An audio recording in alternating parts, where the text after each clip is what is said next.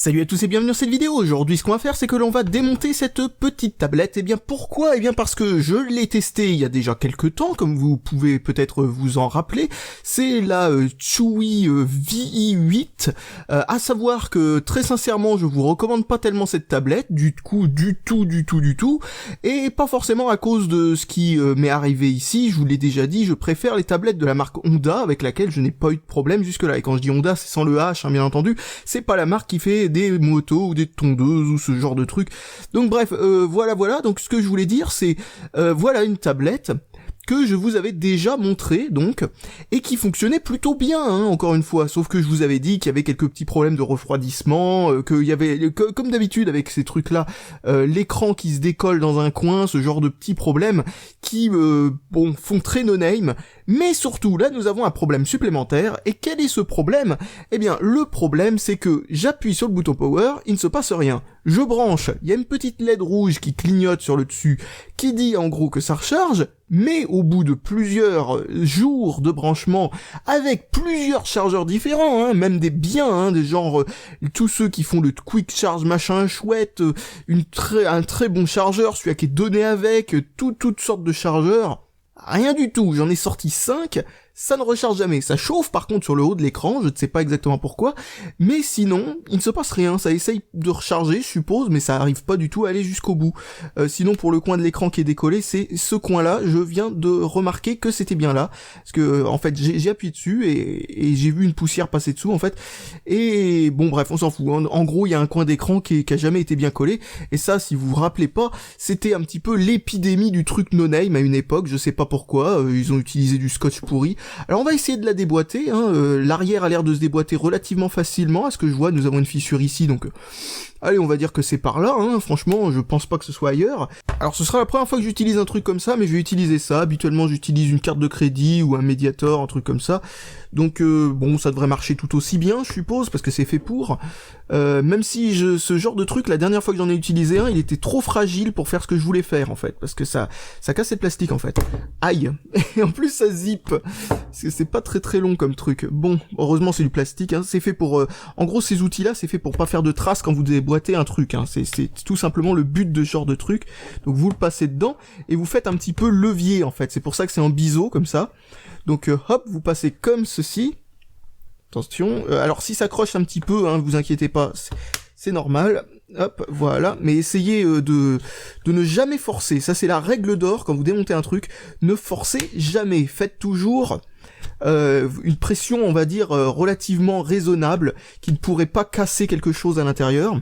C'est pour ça que je ne... Comment dire, c'est pour ça que quand je démonte un truc, je m'y reprends à plusieurs fois, c'est parce que je me dis, tiens, peut-être que je sais pas ce qu'il faut que je fasse, ou je recommence, etc. Et ensuite je me dis, bon bah je vais y mettre un petit peu plus de pression, etc.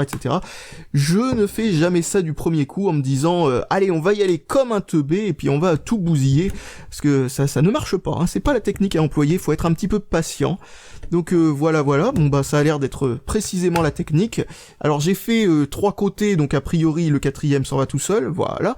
Alors pour une fois nous avons pas une batterie qui fait que la moitié de la tablette, même si à mon avis il y avait la place d'en mettre un peu plus, hein. J'ai l'impression qu'en épaisseur il y avait, bon bref. Et puis bon, ouais, ça va encore, hein, c'est bon, il y a pire. Mais si on avait fait en sorte par exemple que ce haut-parleur soit intégré, soit un petit quelque chose qui soit par exemple là comme très souvent, au lieu d'être un petit quelque chose là, on aurait pu faire une batterie qui soit beaucoup plus longue. Là aussi il reste un petit peu de place, il reste un peu de place aussi en largeur, hein, ça flotte, hein, bien entendu. Et comme d'habitude, c'est une de ces batteries qui sont collées, quoi. Il n'y a pas un vrai emplacement pour la batterie. Si vous vous rappelez, quand j'ai démonté la Nexus 7, eh bien, il y avait vraiment juste pas de place, hein. L'emplacement de la batterie était l'emplacement de la batterie. Et si la batterie se décollait, bah, elle pouvait bouger dans son emplacement, mais de très peu. Là, si elle se décolle, elle peut littéralement partir dans tous les sens, hein. Donc, bref... Regardons maintenant ce qui va pas, parce que visiblement, je suppose que c'est tout simplement que la batterie est complètement déchargée, mais alors à son maximum, et que malheureusement, cette machine n'est pas capable de faire ce qu'il faut pour recharger une batterie complètement déchargée, ce qui est bête. Donc voilà, j'ai débranché le petit câble ici de la batterie, et je vais regarder avec un multimètre si nous sommes bien à 0 pointé ou un truc du genre. Donc hop, petit multimètre foireux comme d'habitude. Le multimètre, hop, j'ai essayé de le garder dans le cadre, c'est quand même mieux. Donc nous avons des fils noirs et des fils rouges. Donc je suppose que nous avons 2 fils pour... et nous sommes à 2,8 volts. Donc oui, nous sommes complètement déchargés. Donc ouais, 2,8 volts, c'est pas suffisant pour que ça démarre. Mais le problème, c'est que nous sommes pas non plus à 0. Et j'adore ces batteries en pâte à modeler. Regardez, j'ai juste tapoté très légèrement avec mon truc et j'ai fait des marques. Donc bref, tiens, est-ce qu'on s'amuse à percer pendant qu'on y est? Non, je déconne. On en a déjà fait ça dans une vidéo. Quand il y a pas de charge, ça ne sert à rien. Donc bref, qu'est-ce que je voulais? Oui, ça sert à rien. Enfin, c'est pas utile non plus s'il y a une charge, hein, à part si vous avez envie de démarrer un feu. Donc bref, qu'est-ce que je voulais dire? Oui, donc ce que je vais faire, c'est que je vais essayer de la recharger, encore une fois, lui donner un petit peu de jus. Mais le truc, c'est que normalement, c'est censé pouvoir de recharger une batterie. Elle est même pas à 0. Parce que 0, ça veut dire qu'elle s'est mise en sécurité. Ça veut pas dire qu'elle fait réellement 0 volts. Ça veut dire qu'elle s'est mise en sécurité. Et quand une batterie s'est mise en sécurité, eh ben là, oui, des fois, il y a des machines qui ont du mal à la faire repartir. Mais là, c'est inexcusable qu'elle ait du mal à la faire repartir alors qu'elle est même pas en sécurité. Même pas en sécurité. Donc bref, je branche mon truc. Alors j'ai mis le truc en 3 volts. On va essayer de recharger ça. Donc hop, une petite borne. Une autre borne, voilà. Ouais, ça a l'air de vouloir faire son office. Donc 3,22, voilà, c'est bon, nous sommes à une tension relativement convenable. Ça a mis, 3 minutes 3 minutes de recharge, c'est un petit peu l'ancêtre de la recharge rapide, du Qualcomm Quick Charge ou un truc comme ça, là, que je fais quand je recharge de cette manière-là. Bien entendu, à ne pas faire fréquemment, c'est pas du tout une bonne idée. Donc où sont les boutons? Voilà, c'est bon, ils sont pas barrés en enlevant l'arrière de la machine, c'est bien. Est-ce que ça démarre? Ou est-ce que 3,2 c'est pas encore suffisant? Parce qu'il faut savoir que c'est un processeur Intel, donc processeur Intel ça voudrait dire espèce de gros truc qui consomme énormément. Donc bon. 3,2 c'est un peu juste, hein. Des fois ces machines elles refusent de démarrer à 3,4 ou à 3,6, hein. Elles sont vraiment... Donc bref, allez, on va continuer à recharger façon n'importe quoi, hein, comme ça, hein, puis on va voir si ça démarre, et dès que ça démarre, eh bien on saura au moins que la machine n'a rien, c'est juste qu'elle est pas capable de recharger comme il faut, si... C'est honteux, hein, c'est honteux. Hein. C'est pas capable de recharger comme il faut. Donc on va aller jusqu'à 3,7 parce que 3,7 c'est la tension nominale de la batterie, ce qui veut dire en fait, si vous ne savez pas ce que ça veut dire, que c'est une tension qui est à peu près à mi-chemin entre chargé et déchargé a priori. Et bon voilà, on va continuer jusque là.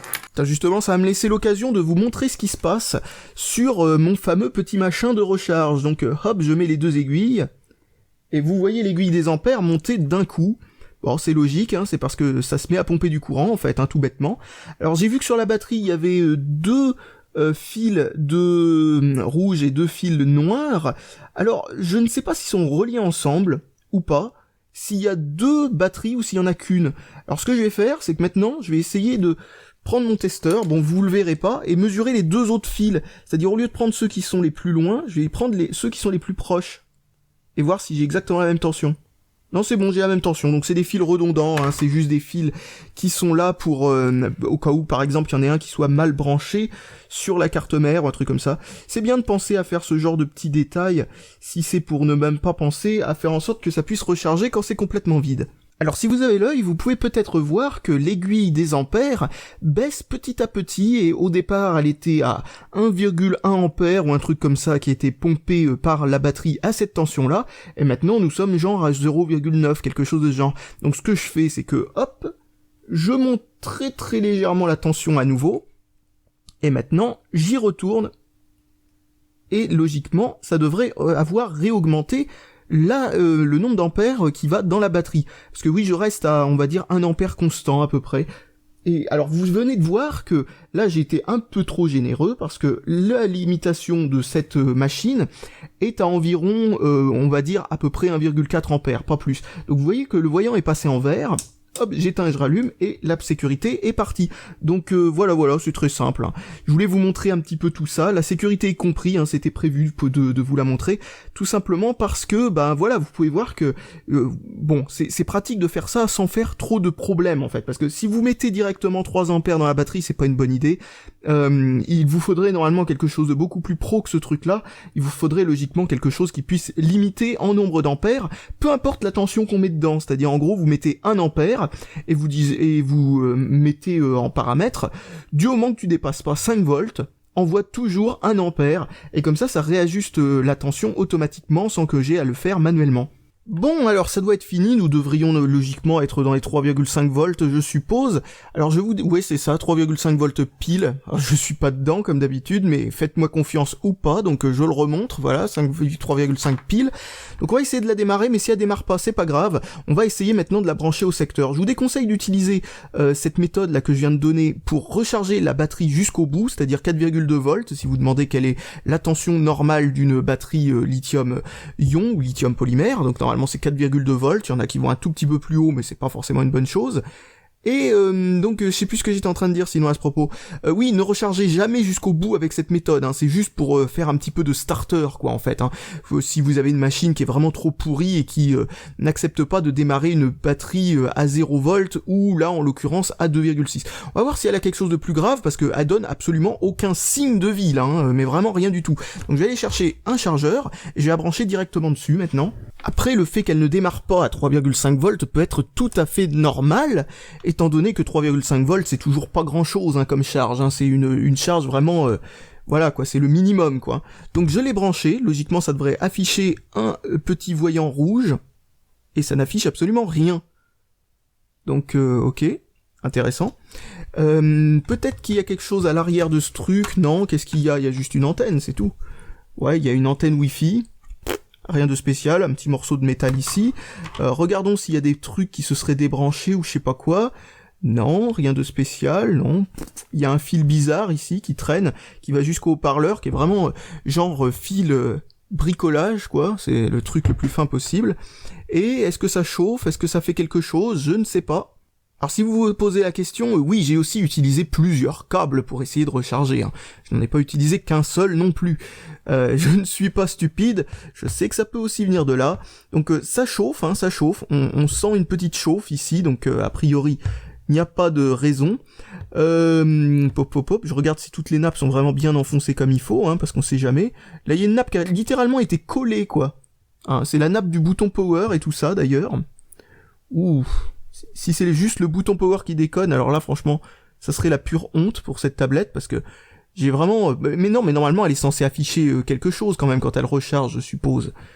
Elle était pas rechargée à 100% de toute façon, ce qui veut dire que le fait de l'avoir branchée pendant si longtemps n'a réellement servi absolument à rien du tout. Ça ne l'a pas du tout fait se recharger quoi que ce soit de rien du tout. Donc il y a vraiment un problème avec la recharge, ça c'est certain, il y a un problème avec la recharge. Donc bref, regardons s'il se passe quelque chose en termes de recharge. Donc hop, essayons de trouver les bornes. J'essaye de passer par au-dessus des fils, non, il n'y a pas la place.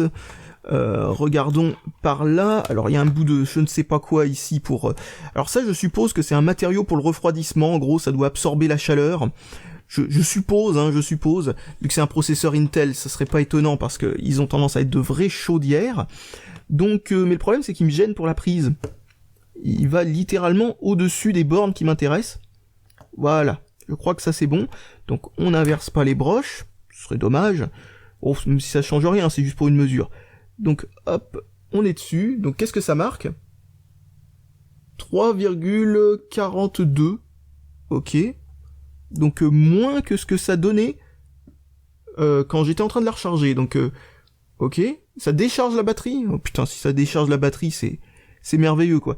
Et pour information, si c'est une panne réelle matérielle, hein, que c'est pas quelque chose juste, on va dire, c'est juste que le machin fait n'importe quoi en termes de recharge et n'est pas capable de recharger un truc qui est trop déchargé, si c'est pas ça, et que c'est une panne matérielle, ça s'est fait alors que je m'en suis jamais servi du tout pendant tout ce temps-là et qui était entreposé quelque part, où c'est genre nickel, quoi. Je veux dire, pas de secousse, pas de choc, rien du tout. Enfin, je veux dire, voilà, quoi. Hein, ça, c'est condition idéale pour stocker un truc, hein. Même pas d'humidité ou je ne sais pas quoi. Enfin, rien. Bon, vous savez quoi, il y en a marre de cette batterie, donc on va en avoir le cœur net.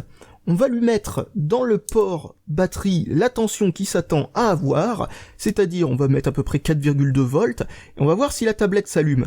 Donc pour faire ça, ce que je vais faire, c'est que je vais prendre des fils que je vais souder sur les bonnes bornes. Je sais pas si le fil blanc, le fait qu'il soit pas soudé, ça va l'empêcher de démarrer, on verra, hein, on tente, on n'a rien sans rien, hein. Donc je vais essayer de faire en sorte que ce soit un peu plus accessible déjà, voilà, ça devrait être largement suffisant. Donc si je me rappelle bien comment c'est fait, c'est ok, le neutre, bon de toute façon c'est pas difficile de savoir où se trouve le neutre, hein, parce que il suffit de passer en mode testeur de continuité, hop, voici le neutre, voici un autre neutre, voilà, je peux souder le fil noir absolument n'importe où, je peux le souder par exemple ici, et alors normalement ça devrait faire le job. Donc ça c'est un truc pour le speaker, donc logiquement c'est pas là, non, ici non plus. Ici, ça doit être le neutre le plus proche. Donc je peux m'amuser à le souder là, à la limite. Et ensuite, nous avons le plus. Donc le plus, regardons s'ils ont été sympas et ils nous ont mis une grosse pastille exprès pour pouvoir brancher. Non, visiblement, c'est deux broches. Ah donc ça, c'est une broche de neutre. Et l'autre, c'est une broche de rien du tout. D'accord, ok, c'est gentil. Hein. Non, il y a bien de la résistance, là. Je vais essayer le deuxième. Bon bah c'est le fil du milieu qu'ils ont mis là. Alors où est-ce qu'ils ont mis la borne? Parce qu'ils en ont forcément mis une quand même. Oh bah non, bah alors ça c'est pas mal ça. Ils nous ont mis une grosse broche pour le fil du milieu, le fil blanc, une grosse broche ici pour le fil donc de neutre, et va comprendre pourquoi ils nous en ont pas mis pour le plus. Donc du coup je vais être obligé de le souder sur le tout petit truc. À moins que, mais ça serait vraiment bizarre. Ah bah si c'est le cas. Pourquoi ils ont fait ça? Alors là, je comprends pas. Alors, chose bizarre de cette tablette, vous voyez la grosse prise ici, pour brancher la batterie ici, là. Vous voyez ici, vous avez la borne qui est sur le côté de cette prise, est aussi la borne moins du haut-parleur. What? Et la borne de l'autre côté ici, de cette prise, sur lequel est soudé donc l'autre côté de cette prise pour pas qu'elle se barre, est aussi la borne plus du truc. What? Mais qu'est-ce que c'est que ce bordel? Ça c'est vraiment les économies de bout de ficelle, mais tu t'en peux plus quoi à ce niveau-là. C'est vraiment t'en as rien à foutre de ce que tu fais. Alors j'ai même trouvé encore mieux mon gros pack de batterie ici. Donc regardons combien il reste de tension là-dedans. Alors je sais qu'il en reste pas mal en tout cas. A priori, ouais, il y a encore ce qu'il faut comme jus là-dedans. Mais combien ça fait précisément? Donc hop, le plus. J'arrive à le coincer là-dedans. Le plus, le moins, 4 volts 0,8. Parfait, ce truc-là est largement assez chargé, donc c'est parti pour souder ça. C'est pas facile à faire avec une caméra qui gêne. Donc où est-ce que je vais le souder du coup, le moins? Attendez, recherchons un point qui soit vraiment pratique pour la borne négative. Sans que ce soit trop loin. Ouais, ce point-là est absolument parfait. On va le souder sur le rebord du lecteur de carte ici. Voilà. Parfait, parfait. Maintenant, le plus, je me fais un peu de mou et je vais le souder là où visiblement le plus était, hein, c'est-à-dire un point vraiment très spécial. Attendez 2 secondes, je vais... Pourquoi le plus est là? C'est complètement illogique d'avoir une borne de plus qui est aussi une borne qui est normalement une borne de neutre, hein, toutes ces bornes normalement c'est du neutre, une borne de moins comme ça là, une borne. Allez hop, on va essayer d'être très précis parce que voilà, et de ne pas conduire l'électricité là où elle n'est pas demandée. Voilà, donc là ça devrait être bon. J'éteins mon fer à souder et maintenant j'essaye d'allumer. Et encore une fois, il ne se passe absolument rien. Bon, retestons à nouveau. Testeur de continuité, ici. Non, c'est parfait. Testeur de continuité, ici. C'est parfait aussi. Ok. Tension, hop, 20 volts. Donc, hop, entre ça et ça, nous avons 4 volts 0,5. Ok. Et ici, nous avons 4 volts 0,5 aussi. Donc, comme si la batterie était branchée. Ok, bah maintenant je vais brancher cette batterie, hein, juste histoire d'avoir le fil blanc. Ça devrait faire baisser la tension vu que une des batteries est moins chargée que l'autre. Donc regardons ce que ça donne. 3,88, ok, donc voilà, c'est correct. Voilà, voilà. Ça devrait s'équilibrer petit à petit, hein. Et... toujours absolument que dalle. Mais qu'est-ce qu'elle a, cette tablette? Sans déconner, qu'est-ce qu'a cette tablette? Je pense pas que ce soit le bouton power, hein, étant donné que le bouton power, comme je vous l'ai dit, logiquement, il y a juste à la brancher au secteur, et ça affiche quelque chose à l'écran, hein. Donc, bon... Le bouton power, c'est sympa, mais... ça s'arrête à un moment, quoi. Donc, ouais, non, rien du tout, rien du tout. C'est pas de recharger, il essaie pas de... Qu'est-ce qu'elle a, cette tablette? Mort subite, quoi. Mais mort subite. Dans le placard.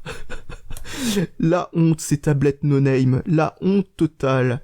Bon, eh bien, je vais arrêter mes investigations là. Visiblement, c'est irrattrapable. Ça doit être encore une de ces machines qui a succombé à un composant no-name à la con, genre, je sais pas, une bobine à 2 balles qui a fondu je ne sais comment, miraculeusement sans être utilisée, ou ce genre de conneries, ou une puce mal soudée, encore une fois. Enfin, le genre de truc habituel avec le no-name, le genre de truc auquel on n'échappe jamais quand on achète relativement beaucoup de no-name et qu'on échappe si on en achète pas beaucoup, mais alors de manière miraculeuse pour certaines personnes, je sais pas comment ils font, mais enfin, en tout cas, voilà, encore un de ces produits où on garde ça dans un placard pendant 3 mois, pas du tout s'en servir, et ça tombe en panne quand même, on sait pas pourquoi. Donc, bah voilà, hein, franchement, je pense qu'il y a rien de spécial de plus à vérifier là-dedans, hein, je vais continuer, peut-être hors vidéo, à voir ce que je peux faire, notamment la rebrancher maintenant que la batterie a un petit peu de charge au secteur jusqu'à, je sais pas, jusqu'à ce que j'en ai marre de la laisser brancher au secteur. Et si ça ne change rien, eh bien tant pis, hein, que voulez-vous que je vous dise, y a rien à faire, c'est juste une machine de merde.